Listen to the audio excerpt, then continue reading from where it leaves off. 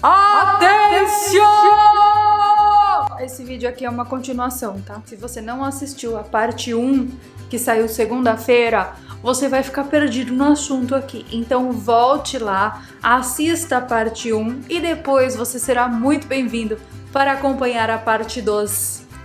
Ai, estou falando muito espanhol hoje. A parte 2 aqui. Antes de começar o vídeo, eu gostaria de dizer que nesse vídeo aqui, ó, que eu falei sobre o óculos da Apple, o Apple Vision Pro, as pessoas ficaram falando que eu, com aquele capacetinho e com o Apple Vision Pro, fiquei parecendo o franguinho da Sadia. Queria dizer para vocês que, olha, eu fiz uma comparação lado a lado aqui para provar para vocês que não tem absolutamente nada a ver e que vocês estão muito, mas muito equivocados. Não parece, gente. Não parece não. Vê que você com esse papinho aí de que parece frango da Sadia. Que isso? Não parece.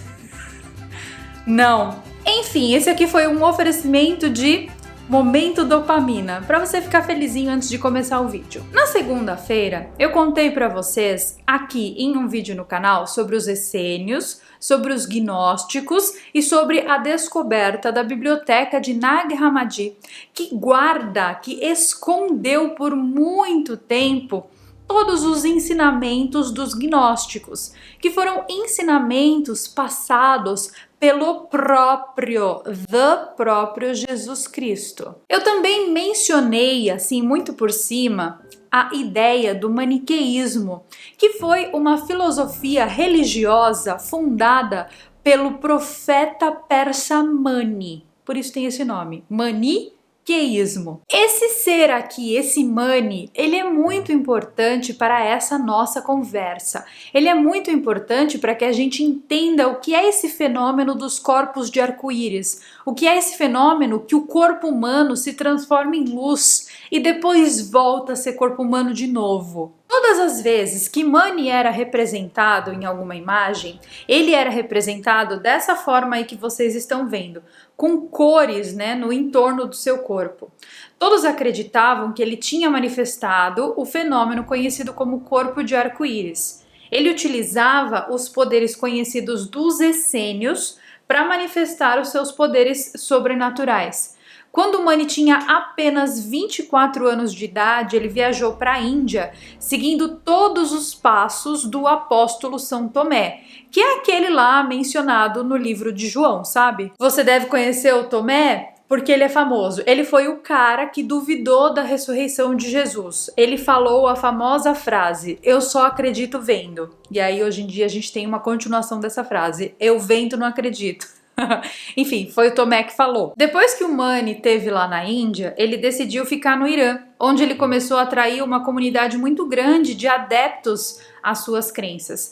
Ele tinha aprendido com os gnósticos que Jesus não era um profeta, mas sim a encarnação de um ser que deveria ser o portador da luz. Alguns dos gnósticos viam Jesus como sendo a reencarnação do profeta Zaratustra, ou Zoroastro, né, como ele é conhecido em alguns lugares. Que foi um cara, tá, esse Zaratustra, ele foi um cara extremamente iluminado, que falava de autorrealização há 2000 anos antes de Cristo. Ou seja, a gente está falando sobre isso hoje, e hoje a gente ainda não tem autorrealização. Mas o cara lá no passado já falava, já conhecia, já difundia, enfim.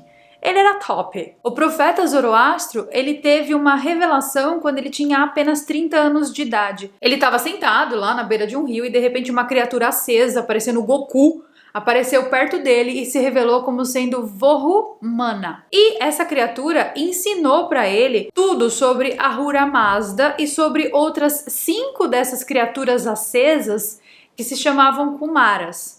Ahura Mazda é esse ser aí que você tá vendo e você já deve ter visto em algum lugar porque ele é bem famoso, tá? Ele é um cara que viaja e voa em uma espécie de nave com asas. O Mani dizem que ele também era a reencarnação de Lao Tzu, que é um mestre do taoísmo que ascendeu ao reino da luz. Vocês perceberam quantas pessoas eu já mencionei aqui que são portadoras da luz, que são pessoas que ascenderam ao reino da luz. A gente tem o próprio Mani, a gente tem Jesus Cristo, a gente tem o Lao Tzu, a gente tem o Vohu Maná, né, que é esse ser de luz, a gente tem o Ahura Mazda, tem Zoroastro, enfim, são muitos desses seres, né, que tem esse corpo de luz que também é chamado de corpo de arco-íris, que é utilizado até hoje em dia pelos monges budistas. De acordo com os monges budistas, com todos esses ensinamentos desses profetas do passado, todos podem atingir esse grau de iluminação e atingir esse estado de corpo de arco-íris. De acordo com esses ensinamentos, então, e de acordo com as revelações contidas na biblioteca de Nag Hammadi no Egito, Jesus Cristo não era um homem comum, mas sim, ele era um ser cósmico. Uma espécie de um ser celestial que reencarnou várias vezes em diversas pessoas estratégicas, difundindo a ideia dessa transmutação do corpo físico para o corpo de luz. Só que no século IV as coisas começaram a mudar um pouquinho, porque a religião católica romana começou a acobertar esses fatos. Só que mesmo assim, né, mesmo com a tentativa da ocultação desses fatos, as informações provenientes dos gnósticos são cada vez mais impressionantes e deixa todo mundo chocado. De acordo com os ensinamentos do próprio Mani, depois que ele conseguiu a sua ascensão, ele conheceu o seu outro eu, um eu de luz que vive do lado de lá, um eu de luz de outra dimensão que todos nós temos. É um eu que comanda o seu eu da Terra, uma espécie de um avatar que, vamos falar aqui dentro do termo ficção científica, ele entra dentro de uma máquina para comandar o seu eu aqui da Terra. Esse ser, esse seu outro eu que todo mundo tem, ele é um ser de extrema sabedoria e de muita luz divina que fica lá do outro lado mandando informações para o teu eu que está aqui na Terra. Segundo o profeta Mani, depois que nós morremos aqui na Terra, nós nos fundimos com esse outro eu que vive do lado de lá, nos fundimos com esse eu de luz. Eu posso estar muito errada aqui, tá? Mas eu acho que Mani, do maniqueísmo, lá do passado, estava falando da Matrix. Por quê? Porque Mani descreve um lugar onde esse nosso eu superior vive, comandando o nosso eu da Terra. Como se fosse um jogo de simulação. Quando você cria lá o seu personagem no The Sims, por exemplo, eu sou Carol, eu acho. Não tenho certeza de mais nada. Agora, depois dessa revelação aqui, aí eu vou lá e crio um personagem no jogo do The Sims que também se chama Carol, que é uma representação dentro do jogo da minha pessoa, certo? Só que quem tá comandando as atitudes da Carol no The Sims sou eu, Carol, aqui.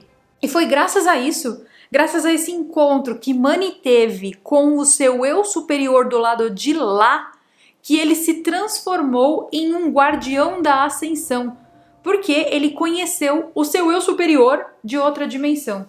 Depois disso, ele disse: a grandiosidade do homem não é visível, mas está escondida em milhões de segredos. Ou seja, o eu superior do Mani contou para ele que nós somos faíscas perdidas do divino vagando em um mundo alienígena. Tá bom para vocês ou vocês querem mais? Porque tem muito mais, tá? Lembra que a série tem 3 episódios, o de segunda, o de hoje e terá um na sexta-feira, se tudo correr bem. Ele continua dizendo que, enquanto nós não acordarmos, nós não poderemos conhecer o nosso eu de verdade, não poderemos conhecer a nossa verdadeira grandeza. Vocês já perceberam até aqui, né, até esse ponto do vídeo, por que esses textos são proibidos, né? Vocês já perceberam que o maior demônio do Vaticano é que essas informações fiquem cada vez mais públicas? Por quê? Porque, afinal de contas, se eu falo para cada ser humano que ele tem um pouco de divindade dentro de si, que ele é parte de tudo isso, como é que eu vou manipular um ser humano? Como é que eu vou manipular um ser desse? E pior, como é que eu vou continuar existindo como autoridade, usando o nome verdadeiro da verdadeira autoridade para cometer erros mais desumanos e mais absurdos que a gente pode imaginar? Bom, os segredos da biblioteca de Nag Hammadi vão muito além de serem apenas textos cópticos perdidos e proibidos. Por quê? Porque os gnósticos, eles acreditavam que nós humanos estávamos cegos, perdidos, vendidos pelo sistema da Terra, vendidos pelos prazeres imediatos da Terra. E tudo isso estava sacrificando quem a gente era de verdade, ou seja, sacrificando o nosso verdadeiro eu. Na biblioteca de Nag Hammadi, a biblioteca dos textos proibidos, foram encontrados os textos secretos de João. E esses textos contêm esses ensinamentos proibidos de Jesus. Mas afinal de contas, quais são esses ensinamentos proibidos de Jesus? E principalmente, eles são verdadeiros? Eles existem de verdade? Quais são, afinal, os 13 códigos que Jesus deixou? Os 13 códigos são os 13 livros catalogados na biblioteca de Nag Hammadi. Eu vou deixar para vocês a lista dos 13 códigos aqui embaixo, porque se vocês tiverem interesse, eu recomendo que vocês pesquisem, porque nesses 2 vídeos que eu tô fazendo aqui no canal sobre esse assunto, eu expliquei o código 2, que são os apócrifos de João, Tomé e Filipe, as origens da alma, e falei um pouco sobre o código 8, quando eu mencionei a figura do Zoroastro, tá?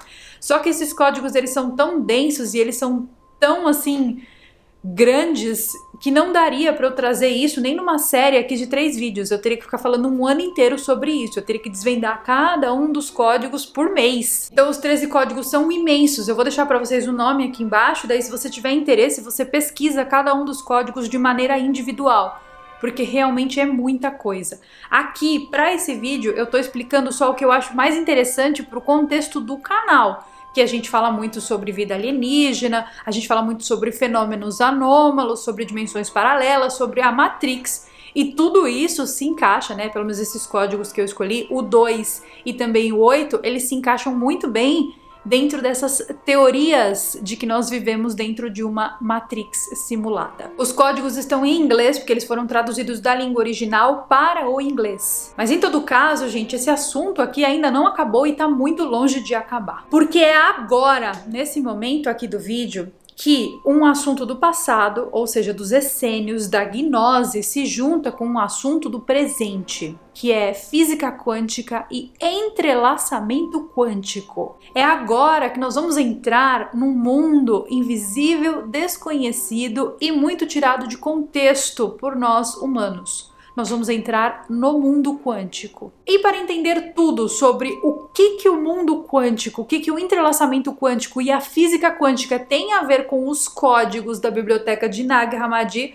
você não pode perder o vídeo de sexta-feira que sairá aqui no canal. Fique ligado nas notificações e se o YouTube fizer o favor de não te entregar o conteúdo, é simples. É só passar aqui no YouTube, digitar meu nome lá em cima na barra de pesquisas e vir aqui assistir ao vídeo, porque eu tenho certeza que se você ainda não perdeu a tampa do cu que você tem na bunda, você vai perder na sexta.